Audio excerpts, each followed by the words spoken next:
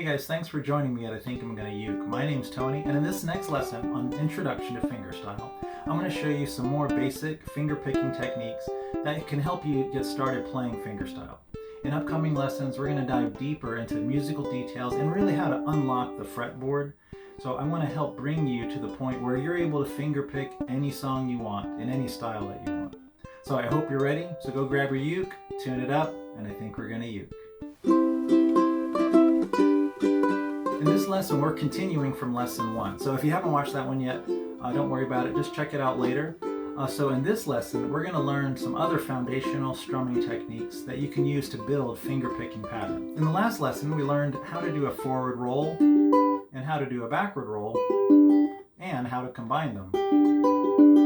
So now we're going to learn simple plucking techniques and build from there. So in just a minute, you'll see where playing a low G or a high G starts to make a difference. Let's start with putting our fingers in the proper positioning with our thumb on top of that G string and our first, second, and third fingers underneath the C, E, and A string like this. So when your fingers are in the proper position, there should be a natural slight curl to your fingers, almost like you're going to scratch someone's back. Remember, after you pluck the strings with your fingers, they should return back to the same starting position every time. Let's warm up with plucking all the strings. We're going to pluck all 4 strings at the exact same time on the first beat of a 4 count, like this. And you can play any shape. I'm just going to hold a G major shape, but you can play any chord really. So we're going to pluck on the first beat of a 4 count, like 1, 2, 3, 4. 1, 2, 3, 4. 1, 2, 3, 4.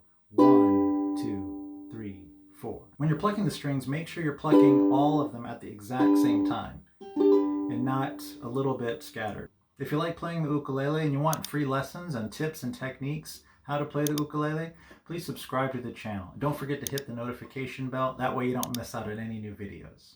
So now let's try plucking on beats 2 and beats 4 on a 4 count like this. 1, 2, 3, 4. 1, 2, 3, 4. 1, 2, 3, 4. All right, now we've come to one of the most divisive topics you could ever find on the entire internet. And that's whether you play a high G or a low G tuning on your ukulele. Now, I don't want to open up a big can of worms here, but let me know in the comments below, what do you prefer? Do you prefer playing a high G or a low G? And kind of why you like that? What's your preference? So whether you play a high G or a low G, this is where it starts to make a difference in fingerstyle. Because in fingerstyle, you're obviously not strumming the chords like we normally do, which helps keep the beat of a song. So a thing that serves that purpose of keeping the beat is plucking that bass string. So for a high G, like I have here, a high G, your bass string or your lowest string is that C string. And for a low G, like I have here, your low bass string is obviously your low G. So on a high G ukulele, we're going to pluck the C string as our bass string. This is a standard tune ukulele. So we're going to pluck that C bass string on beats 1 and beats 3 of a 4-beat count, while we're still plucking the other strings on beats 2 and beats 4. But let's use our first finger to pluck that C string on beats 1 and beats 2.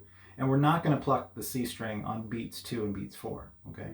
So we'll just do a little exercise. We'll play through a common chord progression of a G, C, D, and then back to G. We'll hold each chord for 2 measures, okay?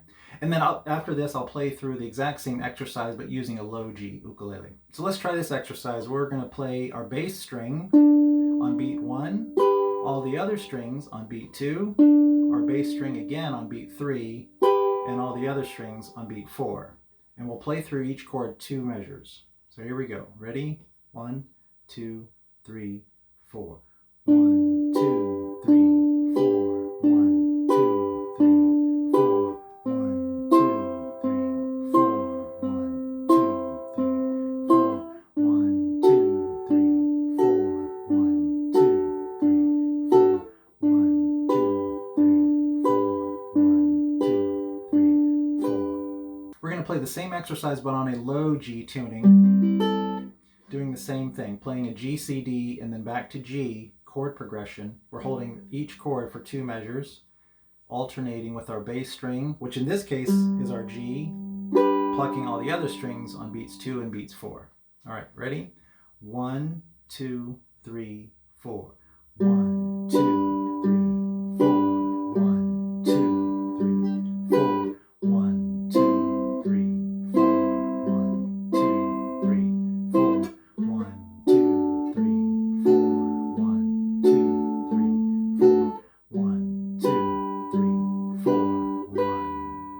for the next exercise, we're going to pluck our bass string, but this time using our thumb, because that's kind of the traditional plucking technique.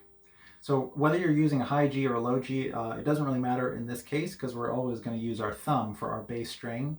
So we're going to pluck both our G string and our C string on beats 1 and beats 3. Now this is going to work the same whether you're a high G or low G, and then all the other strings on beats 2 and beat 4, and we're going to follow through the same chord progression and same exercise.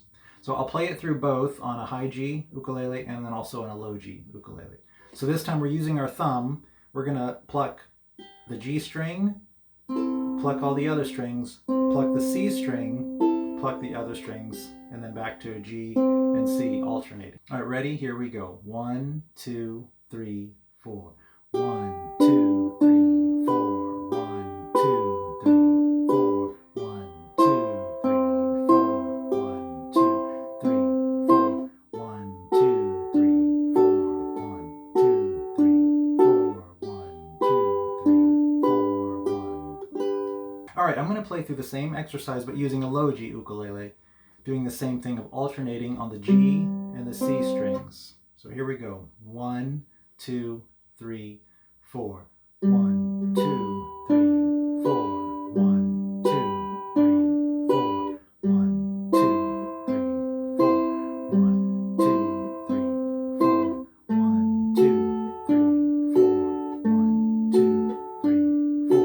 1, 2, 3, 4. 1, 2, 3, 4. Hopefully you're starting to catch on to this alternating bass string technique of plucking our G string and C string and alternating back and forth. But remember to keep using your thumb for your bass string. Now it may take some time to practice to kind of get the rhythm and the timing just right, but keep practicing every day. Even just a little bit every day helps. Well, I hope you enjoyed this lesson. I hope you learned something. If you did, do give me a thumbs up. Click the subscribe button. Don't forget to hit the notification bell so you don't miss out on any new videos. And then also let me know in the comments below, what do you like? Do you like the high G or the low G? And why do you like it? Well, until next time, have fun playing and God bless.